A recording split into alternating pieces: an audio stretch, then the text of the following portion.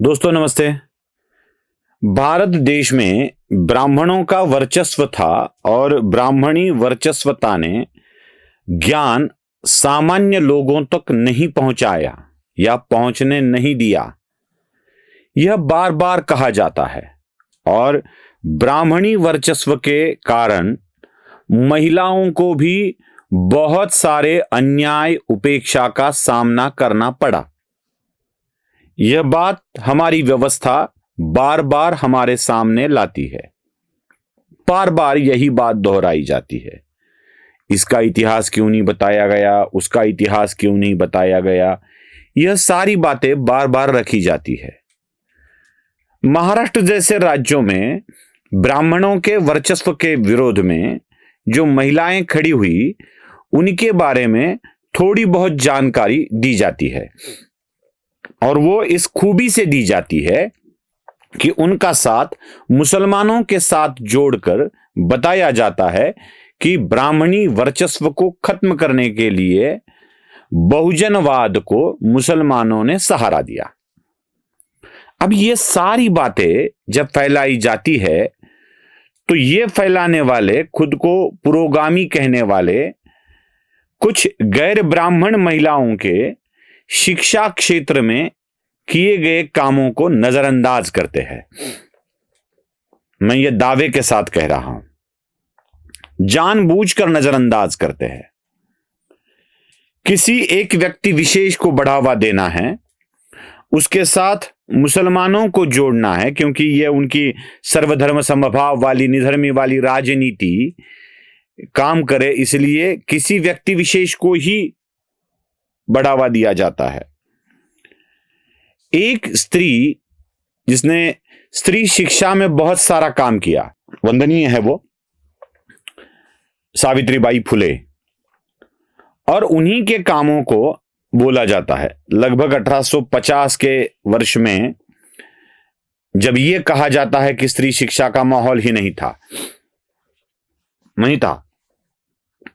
तीव्रतर विरोध किया जाता था, उस वक्त सावित्रीबाई फुले सामने आई। उन्होंने महिलाओं की शिक्षा के लिए स्कूल खोले और वह एकमात्र ऐसा स्कूल था भारत का जो सावित्रीबाई फुले ने चलाया।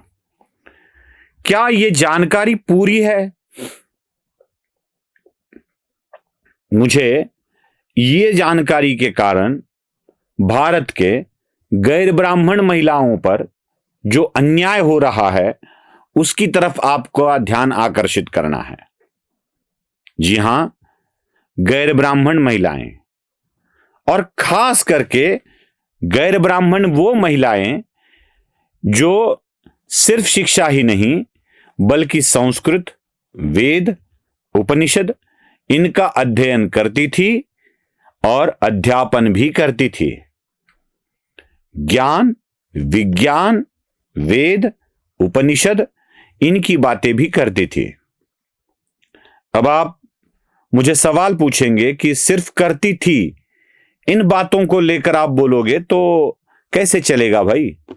और आप जैसे लोग, मतलब मेरे जैसे लोग जो सनातन हिंदू धर्म के श्रेष्ठतम परंपराओं को दिखाते हैं, बोलते हैं, अक्सर मेरे जैसे लोग कुछ गिने चुने उदाहरण पेश करते हैं। मतलब देखो, कन्नगी को देखो, गार्गी को देखो, मैत्रेयी को देखो, भारती मंडन मिश्र को देखो। इन्हीं विदुषियों का नाम लेकर ये दावा करते हैं कि भारत में महिलाएं भी गुरुकुलों में पढ़ती थी, पढ़ाती थी।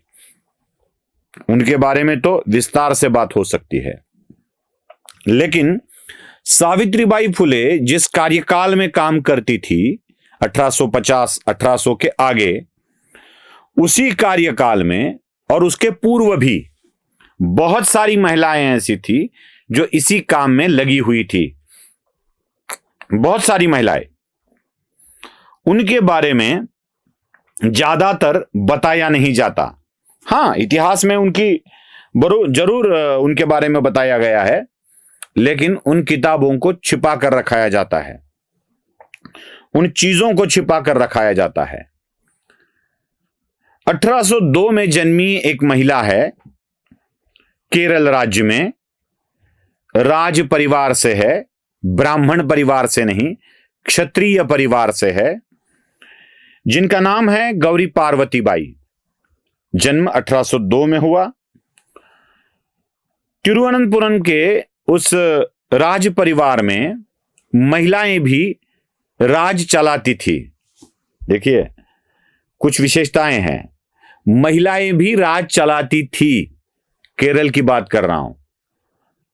और उसी वक्त उत्तर प्रदेश में भी झांसी जैसे राज्य को चलाने वाली एक महिला थी, जिसका नाम था रानी लक्ष्मीबाई।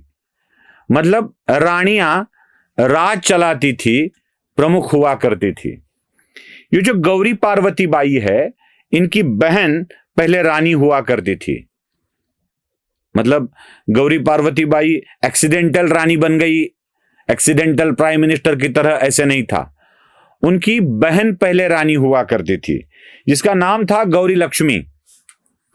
और यह गौरी लक्ष्मी के देहांत के पश्चात उनके बच्चे छोटे थे, तो गौरी लक्ष्मी के बेटे जब तक सज्ञान न बन जाए, बालिग न बन जाए, तब तक राज चलाने की जिम्मेदारी 13 वर्ष की आयु में गौरी पार्वती बाई पर आ गई।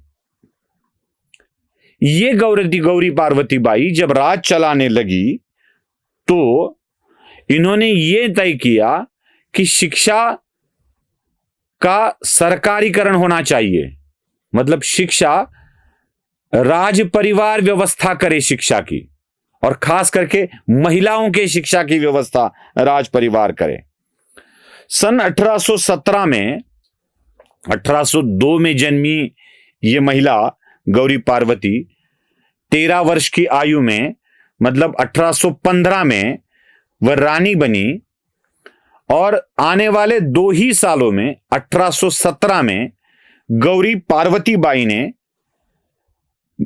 शिक्षा को ही सार्वजनिक किया और कहा कि राजसत्ता शिक्षा का खर्चा चलाएगी। तो उस वक्त के त्रावणकोर संस्थान की ओर से स्कूल खड़े किए गए, महिलाओं के लिए स्कूल खड़े किए गए, और वहां पे महिलाएं पढ़ने लगी। ये मैं 1817 की बात कर रहा हूं। सावित्रीबाई फुले का कार्य 1850 में महाराष्ट्र में हो रहा था, और ये जो कार्य चल रहा था, ये 1817 में केरल में हो रहा था। आश्चर्य की बात यह है कि गौरी पार्वती बाई भी ब्राह्मण नहीं थी, क्षत्रिय परिवार से थी। थोड़ा केरल से आगे बढ़ते हैं, गुजरात की तरफ आते हैं। महाराष्ट्र में तो सावित्रीबाई फुले थी ही थी। गुजरात में आते हैं। गुजरात में और एक है हरकुंवर सेठानी। ये हरकुंवर सेठानी अहमदाबाद के एक बड़े व्यापारी की पत्नी थी। व्यापारी का नाम भी बता देता हूं, हरसिंह सेठी। ये हरसिंह सेठ की पत्नी सेठानी हरकुंवर, ये तीसरी पत्नी थी।